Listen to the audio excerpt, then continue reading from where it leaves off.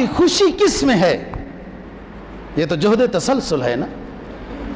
ممکن ہے ایک بیٹے نے عمدہ لباس بھی دیا ہو، وہ خوشی نہ آئی ہو، ابھی عمدہ کھانا بھی دیا ہو، وہ خوشی نہ آئی ہو۔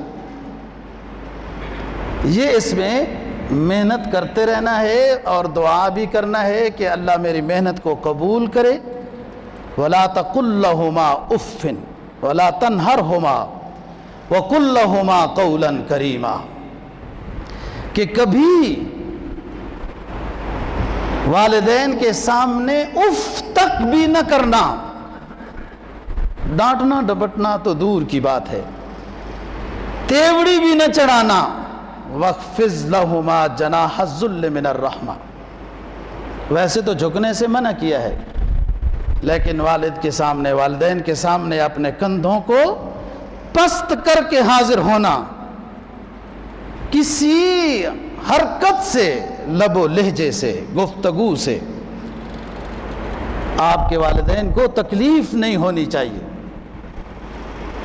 اور پھر ساتھ دعا کرتے رہو، رب ارحمہما کما ربیانی صغیرا، اے میرے رب میرے والدین پر رحم و کرم کا معاملہ فرما، جس طرح انہوں نے بچپن میں میری خدمت کی ہے۔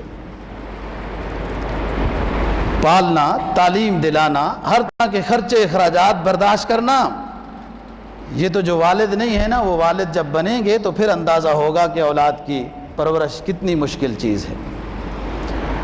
اور جب بیٹے کو اس مقام تک پہنچایا جائے کہ وہ خدمت کر سکتا ہو، تو پھر اس کے لیے والد بوجھ نظر آئے، ایسی اولاد سے بڑا کوئی بدبخت نہیں ہے۔ اور اس نے نافرمانی کر دی تو دنیا آخرت اپنی خراب کر دی، تباہ کر دی ہے۔ تو حضرت اسحاق علیہ السلام نے اپنے بیٹے کو دعا دی، اور جس دعا میں اللہ نے یہ پھر منظر رکھے کہ ہزاروں انبیاء علیہ السلام ان کی اولاد میں سے۔ حضرت ابراہیم علیہ السلام کے ساتھ ہی مقام الخلیل جو شام کے قریب ہے، اسی میں حضرت اسحاق علیہ السلام کا بھی مدفن ہے۔ حضرت یعقوب علیہ السلام نے دعا کی برکت سے کئی شادیاں بھی کی، لیکن جو شادی راحیل ہے اس سے حضرت یوسف علیہ السلام اور بنیامین ہیں، جو بعد میں انشاءاللہ عرض کریں گے۔ تو حضرت اسحاق علیہ السلام اپنے دور میں واعظ و نصیحت کرتے رہے، اور اکثر نصیحت یہ تھی ان کی، ان رحمت اللہ قریب من المحسن، کہ اللہ کی رحمت، اللہ کی رضا، اللہ کی جنت، اللہ کی خوشنودگی، یہ سب رحمت کے معنی ہیں۔ قریب من المحسنین، یہ اللہ کے نیک لوگوں کے ساتھ جو محسن ہیں، حد درجے میں نیک، ایسے لوگوں کے ساتھ ہے اللہ کی رحمت، اللہ کی خوشنودگی، اللہ کی رضا، اللہ کی جنت، اللہ کا فضل، رحم و کرم، ایسے نیک لوگوں کے ساتھ ہے۔ اور نیکی میں ہی سب کچھ اللہ نے رکھا ہے، دنیا بھی اور آخرت میں۔ ہاں تھوڑی سی آزمائش بھی ہے نا، اور آزمائش امتحان کے بعد جب نتیجہ اچھا ہے تو خوشی زیادہ ہوتی ہے، ویسے ہی نواز دیا جائے تو قدر نہیں ہوگی۔ آزمائش دی، رنگ رنگیوں کے زمانے میں نہ جانا اے دل، یہ خزاں ہے جو بانداز بہار آئی۔ ظاہری طور پر تو یہ اس کو سجا دیا گیا، لیکن ادھر اس کو اپنا راستہ دیا کہ اس خزاں کی طرف جاتا ہے جو اس کا امتحان ہے، اور اس طرف آتا ہے کہ جس میں اس کا مقام ہے۔ اب یہ دونوں میں ہے ان رحمت اللہ قریب من المحسنین، اللہ کا فضل ہر وقت انسان اللہ سے مانگتا رہے۔ یہ درس تھا اکثر حضرت اسحاق علیہ السلام، اور فرمایا کرتے تھے جو قرآن مجید کی آیت جس کا مفہوم بنتی ہے فرمایا فلا تعلم نفس ما اخفی لهم قرۃ اعین، فلا تعلم نفس ما اخفی لهم قرۃ اعین، کس کو خبر ہے کہ آنکھوں کی ٹھنڈک کا سامان اللہ رب العزت نے جو اپنے ماننے والوں کے لیے آخرت میں بنا کر رکھا ہے، وہ کسے خبر ہے؟ وہ تو آنکھ بند ہونے کے بعد ان انوار و برکات کا اندازہ ہوگا۔ فرمایا فمن کان یرجو لقاء ربی فلیعمل عملا صالحا فلا یشرک بربہ احدا۔ من کان یرجو لقاء ربی، جس کا دل چاہتا ہے کہ اپنے رب سے اچھے انداز میں اس کی ملاقات ہو جائے، من کان یرجو لقاء ربی فلیعمل عملا صالحا، تو پھر اپنے اعمال پہ نظر ڈالے کہ اس کی رضا والے اعمال ہیں یا اس کے دشمن کی رضا والے اعمال ہیں۔ ولا یشرک بربہ احدا، اور اس کی طاعت و بندگی کا مین گر یہ ہے کہ اس کی ذات و صفات میں کسی کو شریک نہ بنانا۔ یہ اکثر دعوت و تبلیغ ہوتی رہی، اور یہ بہت بڑی نیکی، ریاضت، ولایت کا اونچا سبق ہے دوستو، کہ جب انسان کو یہ مقام حاصل ہو جائے کہ سب کچھ میرے رب کے فضل سے ہو رہا ہے، میری نیکی کا، میری دعا کا، میری کسی ریاضت کا کوئی کمال نہیں ہے۔ یہ ولایت کا سب سے اونچا مقام ہے کہ جب انسان اس درجے میں آئے، اور اگر وہ تھوڑا تھوڑا دل لا رہے ہیں میری دعا سے یہ ہوا ہے، میرا یہ کمال ہوا ہے، تو ابھی بہت پیچھے ہے۔ حضرت رسول اکرم صلی اللہ علیہ وسلم نے ایک شخص کا واقعہ بیان کیا، اور عجیب واقعہ ہے، اللہ کے فضل اور رحمت کی بات پر بتا رہا ہوں۔ جو حضرت اسحاق علیہ السلام کی تبلیغ تھی لوگوں کو کہ اللہ کی رحمت نیک لوگوں کے ساتھ ہے، اور جو نیکی کرتا جائے یہ سمجھتا جائے کہ یہ توفیق نیکی پر بھی اللہ کا فضل ہے، میرا کوئی کمال نہیں۔ جناب نبی پاک صلی اللہ علیہ وسلم نے فرمایا کہ ایک شخص 500 سال تک عبادت کرتا رہا ایک جزیرے میں، کہ جس کی چوڑائی لمبائی 30 گز تھی، 30 ضرب 30 گز، پہاڑ نما جزیرہ تھا، اطراف میں سب سمندر اور کڑوا سمندر ہے، کثرت ہوتی ہی کڑوی ہے۔ میں نے کل درس میں بتایا کثرت معیار حق نہیں ہے، کثرت تو اس طرح ہے، قلت میں کمال ہے۔ اطراف میں سب سمندر ہے اور کڑوا، درمیان میں ایک جزیرہ ہے، اور اتفاق سے یہ شخص وہاں پہنچ گیا۔ یہ شخص زندہ دار تھا، اللہ والا تھا، بس ایسی ہی جگہ اس کو چاہیے تھی، اللہ نے اس کو دے دی۔ اب عبادت میں مصروف ہو گیا ہے، اللہ سے دعا مانگی کہ اللہ میٹھا پانی پینا ہوتا ہے اور نیچے تو سارا سمندر ہے۔ اللہ نے ایک چشمہ جاری کر دیا، اور پھر دعا کی کہ یا رب کچھ کھانے کو بھی دل چاہتا ہے، کون مچھلیوں کا شکار کرے پھر ان کو پکائے بھونے، یہ وقت بھی تو ضائع ہوگا۔ اللہ رب العزت نے اسی چشمے کے ساتھ ہی، وہ ممکن ہے چشمہ بھی جنتی ہو، چشمے کے ساتھ ہی ایک انار کا درخت پیدا کر دیا،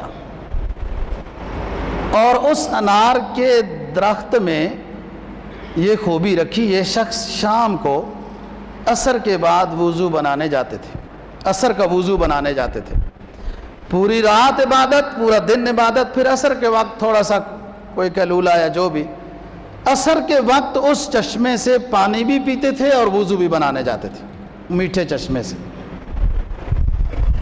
اور وہ درخت ایک ہی انار لگاتا تھا، اتنا انار کہ جس کو یہ بزرگ توڑ کر کھا لیتے اور سیر ہو جاتے تھے، بس وہ کل پھر ایک اور انار لے کے۔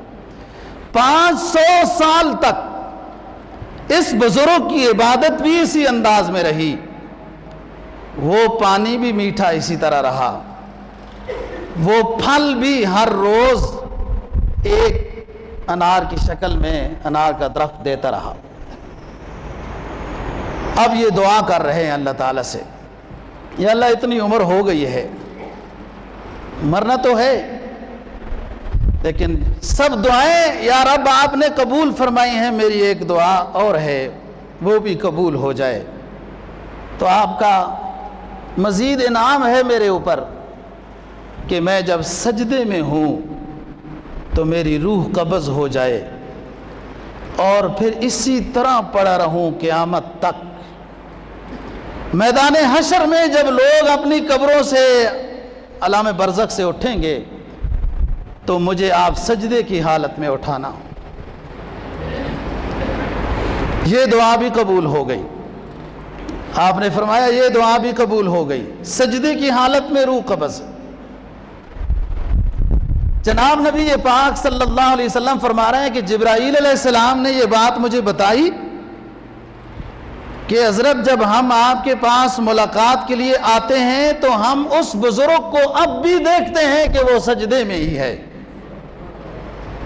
پھر اگلی بات اللہ رب العزت نے جو فرمائی جبرائیل علیہ السلام کو وہ بتائی جبرائیل علیہ السلام کہ یہ بزرگ جب میدان حشر میں اٹھے گا اسی طرح سجدے کی حالت میں اٹھے گا اور میں اعلان کروں گا، اللہ رب العزت فرما رہے ہیں کہ اس کو میرے فضل سے جنت میں داخل کر دو، تو یہ کھڑا ہو جائے گا، یہ کھڑا ہو جائے گا، کہے گا رب العالمین میں 500 سال عبادت کرتا رہا، میرا کوئی کام ہی عبادت کے بغیر نہیں تھا، سجدے میں میری روح قبض ہوئی، میرا اتنا لمبا سجدہ بھی ہے، تو مجھے اپنی نیکیوں کے بدلے میں جنت میں بھیج دے۔ تو اللہ رب العزت نے فرمایا کہ ٹھیک ہے، اس کو روک دو اور اس سے میری نعمتوں کا حساب شروع کر دو، بعد میں اس کی عبادت کا حساب ہوگا۔ تو صرف اس انار کے درخت اور اس چشمے کا یہ بزرگ حساب نہ دے سکے۔ کہا کبھی درخت انار کا پورے سال بھی پھل دیتا ہے اور اس طرح عمدہ، اور ہر روز آپ کی خدمت میں ایک پیش کرتا رہا کہ زید اس کی ضرورت نہیں تھی، کون کھاتا اس کو؟ تو پھر وہ رونے لگا، لیکن حکم ہوا کہ اس کو جہنم میں ڈال دو۔ اب وہ چیخو پکار میں بزرگ اور دعا میں مصروف ہو گیا کہ رب غلطی ہو گئی، مجھے یقین ہو گیا کہ آپ سب کو جو جنت عطا کریں گے اپنے فضل سے عطا کریں گے، مجھے بھی میرے رب اپنے فضل سے جنت عطا کر۔ اللہ نے قریب بلایا، اللہ راضی ہو گئے، فرمایا بتاؤ تم عبادت یکسوئی کے ساتھ کرنا چاہتے تھے تو اس جزیرے میں کس نے پہنچایا ہے؟ 500 سال تک سے تو عافیت کے ساتھ کس نے رکھا ہے؟ میٹھے چشمے کا کس نے انتظام کیا ہے؟ انار کا کس نے انتظام کیا ہے؟ پھر سجدے میں روح کے قبض کا کس نے انتظام کیا ہے؟ سجدے کی حالت میں اٹھنے کا کس نے انتظام کیا ہے؟ تو پھر تو کہنے لگا یا رب یہ سارا ہی تیرا فضل تھا، میرا کوئی کمال نہیں ہے۔ تو اللہ رب العزت نے فرمایا کہ اس کو جنت میں اب بھیج دیا جائے کہ اسے یقین ہو گیا کہ میرے فضل سے ہو۔ تو فرمایا ان رحمت اللہ قریب من المحسنین۔ حضرت اسحاق علیہ السلام کا موضوع لوگوں کو بیان کرنے کا یہ ہوتا تھا کہ لوگوں اللہ کی رضا نیکی کے ساتھ ہے۔ دوستو نیکیاں اہل ایمان کے ذمہ دو طرح ہوتی ہیں، ایک شخصی نیکی اور ایک اجتماعی نیکی۔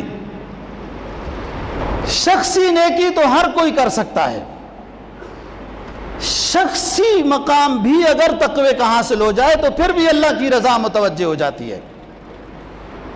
اجتماعی نیکی تو اب ناممکن ہی نظر آتی ہے کہ کوئی بھی اجتماعی نیکی کرنا چاہے تو مخلصین کے بجائے غداروں کا اجتماع زیادہ ہو جاتا ہے۔ کوئی بھی آپ نیک آواز بلند کرے اجتماعی، اس میں شرکت والے اکثر اغیار کے لوگ نعرے لگانے والے ہوتے ہیں۔ اجتماعی نیکی تو مشکل ہو گئی، مخلصین کے بجائے غداروں کا اجتماع ہو جاتا ہے، تو شخصی نیکی تو مشکل نہیں ہے۔ علماء تصوف نے 7 چیزیں لکھی ہیں کہ ہر شخص اس کا پابند بنے تو اپنے لحاظ سے تو وہ اللہ کا ولی اور مقام تقوی پر فائز ہو جائے گا۔ ہر روز کم از کم 1 پارہ تلاوت، اور منزل ایک کتابچہ ہے جو سحر، جادو، اسیب، نظر بد سے بچانے کے لیے جو آیات اور حدیث ہیں وہ اس میں جمع ہیں، اور ایک منزل مناجات مقبول جس میں جناب نبی پاک صلی اللہ علیہ وسلم کی ساری دعائیں ہیں جو آپ نے پوری زندگی میں مانگی ہیں، ایک منزل اس میں پڑھنی۔ اور چوتھی چیز استغفار، صبح و شام کم از کم 100 مرتبہ ہو۔ 5ویں مراقبہ کر لیا جائے کہ آج دن کو گناہ کتنے ہوئے، نیکیاں کتنی ہوئی، تو چند دنوں کے بعد انشاءاللہ فائدہ ہوگا، گناہ کا جو گنتی کا ہے وہ کم ہو جائیں گے، نیکیاں غالب ہو جائیں گے۔ تو شخصی نیکی میں بھی اللہ رب العزت کی رحمت قریب آ جاتی ہے، اتنا تو کر لیا جائے۔ حضرت عبداللہ ابن مسعود رضی اللہ تعالی عنہ مشہور عبادلہ اربع میں سے ہیں۔ عبادلہ اربع، 4 اونچے عبداللہ، مفسر قرآن بھی ہیں اور حافظ حدیث بھی ہیں۔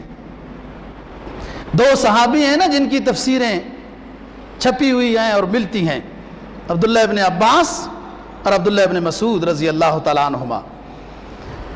میں بات عبداللہ ابن مسعود رضی اللہ تعالیٰ عنہ کی کر رہا ہوں۔ ان کے ایمان لانے کی بات بھی دوستو بڑی عجیب ہے۔ ہم جس سلسلے سے بیان میں جا رہے ہیں انشاءاللہ آہستہ آہستہ صحابہ کرام اور سب اولیاء اللہ محدثین بزرگوں کا تذکرہ آئے گا۔ جو بھی لوگ اونچے بنتے ہیں ان کا کوئی کمال ہوتا ہے ریاضت میں، مجاہدے میں، تقوی میں، ریاضت میں، عبادت میں، توبہ میں، استغفار میں۔ یہ